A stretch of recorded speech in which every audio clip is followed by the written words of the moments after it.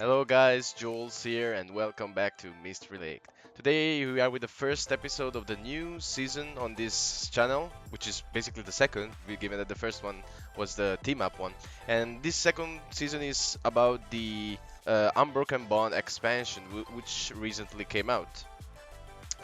And so we are going to introduce new decks, new card, new mechanics, why not? And of course, the previous one will not completely disappear. The previously strong Pokemon like the Zapdos or Jirachi, they are still going to be there a lot. But still, there are many new interesting archetypes that we are going to see, and we are going to test them here in this channel as soon as possible. Some might be more difficult to get than other, because for example the Reshiram Charizard, which everybody is talking about, it's kind of difficult to achieve on the online game because it's worth like 12-15 packs or something like that, and I don't have them right now actually. So yeah, that's it. But eventually we are going to showcase them all and see what comes up as a new leading position in the Pokemon TCG scene. Technically, of course, I'm talking about the tournaments themselves, which are now starting to be done with the Unbroken Bonds expansion. I believe that this weekend there are like 3 regionals, both in Australia, South America, and some other place, and they are going to be the first big tournaments with the Unbroken Bond card. So we are going to see much more how the meta develops.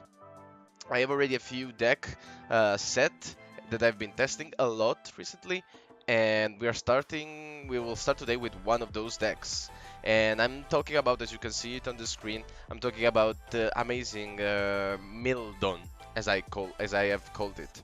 So it's, as you can understand from the name, it's a mill deck. And for the one of you who don't know what a mill deck is a deck whose aim is not that of gathering prizes and whatnot, or and KOs, but it's more to discard all the cards in the opponent's deck until he is out of cards. Basically, he cannot draw, and thus he loses. That's the idea. So of any mill deck, something similar we've seen it with the Venusaur, Celebi Venusaur, but although that was not really a mill because we didn't discard any card, or almost any card, but that was more of a stall because you are in that case you are aiming and not making your opponents play, or getting any KOs by constantly SRolling, using SRoll on your Celebi Venusaur and placing another one in favor of that guy, of that one. So it's a matter of recycling the Venusaurs and heal the Venusaurs and whatnot. In this case, we are aiming at discarding cards and mill our opponent's deck. So the idea here might go along a little bit faster because we don't have to just wait for the opponents to run out of resources. So this deck is a completely new deck. It's a completely new deck who came out from the that we were able to have. We are able to have now just because of the new cards that came out with the Unbroken Bond expansion. I'm referring to this Rhydon here, which is amazing for many different reasons. One of them is that there is Giovanni here, the leader of Team Rocket, as you all know, I suppose. And we will almost pretty much never actually use this attack, the Orn attack that does 90 damage for one fighting energy and 3 colorless. We are almost never going to use it. Well, we are going to focus much more on this dirty work attack. It allows you to discard the top card of your opponent's deck, and if you play Giovanni's Exile, which is this new supporter who came out also with Team Up, you can discard 5 cards and not 1, of course. So, which is what we are going to aim at doing, because we want to discard hopefully, ideally, 5 cards each turn at least. Of course, that will not always be possible, but we are going to try and do that. So for this reason, we are clearly playing a line of 4/4 Rhydon. And as you briefly saw this card before, you might wonder, what's the point of discarding up to 2 of your benched Pokemon that have no damage counters and all cards attached to them without getting anything in exchange? Well, truth is, you don't get anything in exchange from this card, but there are 2 reason why this can be useful. One is, for example, to free yourself a little bit of space on the bench. As a lot of times happen that you play the Tapulele GX, you get the supporter that you want, but then you don't need the Tapulele at all for the rest of the game. So you can just take it away from the Giovanni with the Giovanni's Exile, and you are sure not to grant your opponents to free prizes in case he has a Guzma or something, or a counter catcher. So that's one way. But also these cards, like the Diglett here, they synergize. They are made also with the Giovanni in the back. They are made specifically. Also came out. They also came out, of course, with team up. And they are made specifically to work with the Giovanni's Exile. Meaning that if you discard this Pokemon with Giovanni's Exile, then you get to discard the top card of your opponent's deck. So you can. By now, you should be able to see the strategy here. You have 2 Diglett in the bench and a Rhydon ready to attack. You do Giovanni's Exile, you discard 2 Diglett, you discard 2 cards from your opponent's deck, and then you do Dirty Work and you discard 5. So in total, we will be discarding 7 cards from our opponent's deck, which is pretty neat as you think about it, because we have ideally, we have at least 6 turns. Assuming that our opponents get the KO on the first one, we will have 6, because yeah, it's 6 prizes. So ideally, we might be able to do the dirty work for 6 times. Dirty work with the Diglett, because of course we are playing, as we will see later on, we are playing also 4 Rescue Stretcher and 4 Nespel, so and 3 Brooklet Lil. So we are going to constantly, we should be able to get the Diglett and the Rhydon, everything we need in terms of basic Pokemon, always there in play. And that's it. So if you again, if we consider that we should fairly easily be able to do the dirty work for 7 every turn, then times 6 is 42. So we get to discard up to 42 cards from our opponent's deck, and it is huge. If you consider that the whole deck is made of 60 cards, then you draw 7 at the beginning, so it's already 53. And then if you want to play, you need to draw some cards throughout the game. So 42 is a high number. Of course, almost never we're going to reach that number. Maybe once every 15 games or something. But even below that number, even if we manage to discard somewhere below that number, then it's going to be still very strong. And of course, all the rest of the cards are for consistency. So we have the Energy X, which is the new must-have GX for consistency. So if you remember the times in which the Tapulele was reigning as a top tech card, top consistency card, because yeah, Tapulele GX, of course. Now he's going out. He's going out from the rotation in the 15th of August. So I think they introduced this guy as supposedly be, so that he can supposedly be his replacement. In fact, he's as strong. He's very strong, and he's just came out, so he's not going anywhere for the next couple of years. So no, well, maybe next year, next season at least. So that's it. So this the Dene, we are going to use only the ability, which says that when you play this Pokemon from your end, you may discard your end and draw other 6 cards, and you can use, of course, only one Dede change per turn, which is amazing because we get to do this, and then maybe even play supporters if we want. Because this is, of course, lets you draw, but it's not a supporter, so you can play as many as you want. Well, you can play this and then a supporter, and you can do that. And also, after we played it, this is another dead weight in the bench, and we can eventually try to remove it with the Giovanni's Exile. So this is amazing engine for to draw 6 cards while discarding the other ones. So it's not even like a Lily that if you have 5 cards, it's pretty much useless. This one lets you draw anyway, because you discard them and then you draw. The Jirachi is still there. It's the one that we have learned to know very much into detail from the previous videos, because he's always there. It's always a very good card for consistency for each type of deck, pretty much each type of deck, honestly. So yeah, it's always the same. We are pairing it with 4 escape boards for obvious reason. There's this new Mew which is amazingly looking. The artwork at least is amazingly looking, and the reason why we are playing one copy of this guy is that is for this ability here, to prevent all damage done to your benched Pokemon by your opponent's attack. Because if you read carefully the Giovannis, you can only discard up to two of your benched Pokemon that have no damage counters on them. So you need to grant for the Pokemon that you have in the bench to be without any damage, and you do that through the Mew. Because otherwise, if you get some Pokemon with some damages there, then it will be almost completely useless because you cannot remove it never again. So you need in some matchups. So for example, there is the Wheezing spread, who has found a lot of play recently in these first days of the.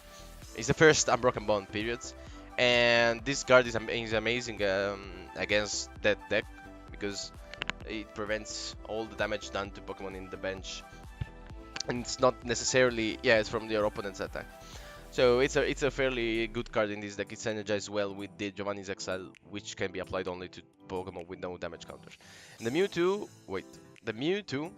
who has also is coming from a team deck, the new team deck coming out from Team Up. We're going to use it here because of its ability. So Mew, Jirachi, the Dene, Mewtwo, Tabulele, they are all for consistency and are just tech cards basically that help us in get our strategy up and running. In fact, if we are aiming at playing any Giovanni's every turn, then we are going to need to retrieve the Giovanni's from the discard pile at some point, and hopefully get them, for example, with the Dedenne, or with any other drawing. Well, no, actually, just with the Dedenne, or wait for the next turn to top deck them, because otherwise, if we play one of the supported, then we cannot use the Giovanni anymore. So the Mewtwo is perfectly capable of recycling our Giovanni. So we play a Giovanni, we discard 2 cards, and then we play the Mewtwo, we get the Giovanni's back on top. We do use the Rhydon attack, ideally. So we discard 5 cards, and next turn we have another Giovanni's to use. So that's the idea. Of course, we are playing 3. It might not always be necessary. And also, it might not always be Giovanni, the one that we are going to pick up, because we might end up needing another supporter better, so we will do. So it's a strong card regardless of the deck. So in this deck it works particularly nice, but it's strong even in other deck. And then okay, the Tabulele GX is the classic Tabulele GX. So let's go to the trainers. Well, the trainer are all aiming at supporting us with this strategy. So we have mentioned the Nest Ball that is used to get Diglett and Ryan, and even these other 2 guys, but mainly these 4. So it's used to get these, so that we are granted to have at each turn at least a couple of Ryan, I would say, and a couple of Diglett if possible.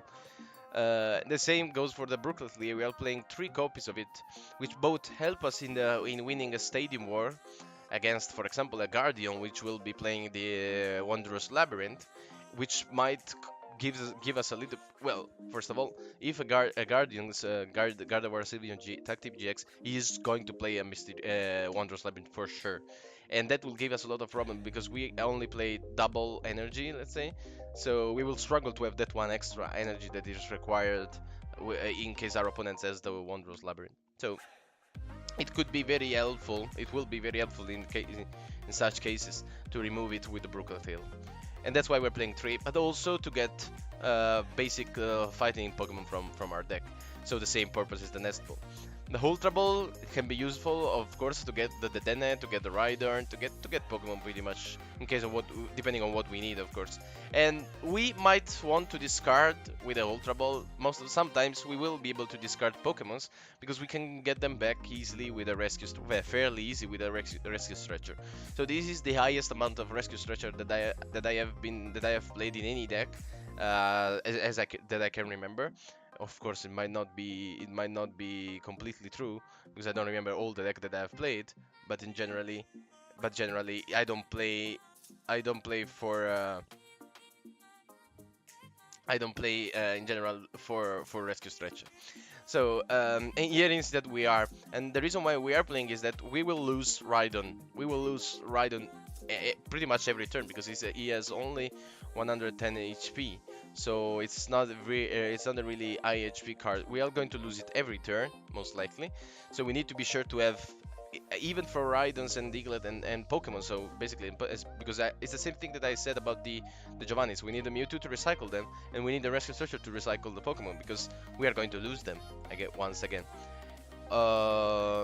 Then this for the supporter, we have of course 4 copies of Giovanni's Exile, 2 copies of Erika's Hospitality, 3 copies of Lily, which are classic supporters, in fact. So what? The reason why you see 2 Erikas and 3 Lilies, that I like to mix things up. So most of the time you would see either 4 Lily or 4 Erika. I've not seen them, but I imagine it's a possibility. But the reason why I like to mix things up is that you don't know what is going to happen. You don't know, especially with this kind of deck. You might have a fairly big end with not many things to play. For example, if you are still at the beginning and you are not losing the prize race, so you cannot play any counter card, nor counter catcher, nor the energy. So you end up with many cards in your hand, and the Lily will not provide you with that many draws if you use it. So you might want to, and you don't have it then, by maybe. Also, maybe you don't want to discard 2 counter energy and the counter catcher, or some other cards with it then, and that's when the Erika's Hospitality can come in handy, in my opinion. This is a personal preference. In fact, I've not seen many people playing this card, but I really do like it. So I tend to, if I have to have around 6 drawing support. So normally you get much more, but in this case we are playing the Giovanni's. It's a particular kind of deck. But if I have to have 6, say around 6 drawing supporter, I would always have at least 1 Erika's Hospitality together with the Cynthia and the Lily. We're not playing any Cynthia here again for the same reason we're playing the Giovanni, because it's a particular kind of deck, let's say. But ideally, the drawing supporter are always the same. So Erika's, Lily, Cynthia, or Lily and Cynthia only.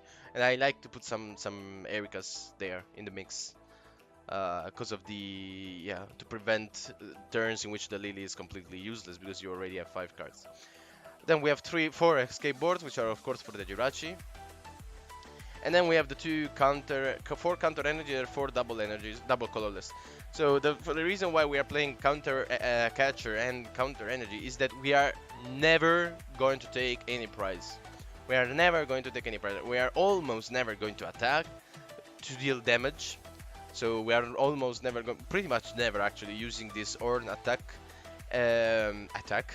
We are almost always going to discard card. We are never going to play. We are always going to be behind in terms of prizes. So this card will come handy. This one, for example, we could. It can be simply used to move away your opponent's attacker from the active position in favor of a supporter. So for example, say he's playing whatever deck, at Zapdos or Jirachi or even a Reshizarv by any chance, and then you can move it out from the active position and promote, for example, his Tortunator in the bench, or his Salazzle, or anyone. Well, maybe the Salazzle if he's playing the Salazzle, or any other Pokemon that will not, or that might not one-shot your Rhydon. Or also, even if you're still going to lose your Rhydon that turn, it's still amazing the fact that you can just force them into some play, so to do some plays, which means that they are going to be forced actually in drawing cards, in playing cards, and then drawing cards, thinning their deck. So, and if they thin their deck, that is extremely in our favor, because then the amount of cards that we will need to discard with our Rhydon is fewer, is smaller. So eventually it will play out in our favor. That's why I like to have one of these counter catchers that comes in clutch, that could come in clutch in some particular situation. And of course the counter energy is just to have more resources for the Rhydon to attack, because so that we don't have to rely only on the double colorless energy that might be tricky to get, but we can rely also on the counter energy. So we have 8 energies in total that we can rely on. So it is difficult to see, if it is difficult to say as of today how this deck goes, how does this deck behave against other ones in the meta, and that is because I have no idea, to be fair, which are the ones in the meta right now. So okay, yeah, I know that there's the Reshiram Charizard, the Zapdos Zekrom, the Pikachu Zekrom, Zapdos Jirachi, and everything else. But truth is that I imagine that people are testing here and there, so there are not many of these competitive decks that you can find that you find in the ladder. You find them sometimes, of course, from time to time, but yeah, it doesn't happen very often. You see some weird, you can see some weird deck these days, and that is because everybody is testing. And that's also the reason why you would see a Rhydon these days, because some people are testing with new cards. So it's difficult to say how this deck will behave in against some against others, and we will see that in the deck testing video, which will come out for sure later on. Uh, but what we can say is that this deck is not a determined list. There are several things that can be adjusted. You have briefly seen for example, you have briefly seen at the beginning of the video there was some frame with a different deck, which is this one, which is a slightly different version of the previous one, which is using the Repairer I don't remember, Burning Shadows, I think. Yes, it should be Burning Shadows. And because of this ability that lets you discard 3 cards of your opponent's deck when you evolve this guy from a Rhydon. And but if you do this, of course, you cannot use the Rhydon attack anymore. And for that, you have the Shining Celebi that lets you use attack from your evolved Pokemon. So it's fairly similar, of course. The fact is that we are using less Diglett. We're using just 2, so that if we have the Giovannis, we can discard those 2 and then get them back and then recycle the repeat. But we're not relying that as much as the Giovannis with the Diglett.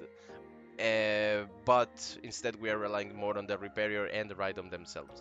I will not be playing this one. I will play this one for the time being because it's the first one. I've played a little bit more with this one, so for the time being I will show this one. Maybe we will see the other one we will showcase the other one in some streams, or I don't know where. All right, that's it for the video today. Well, I hope you guys enjoyed this fairly interesting and new deck, and I'm going to see you guys in the next video with the deck testing.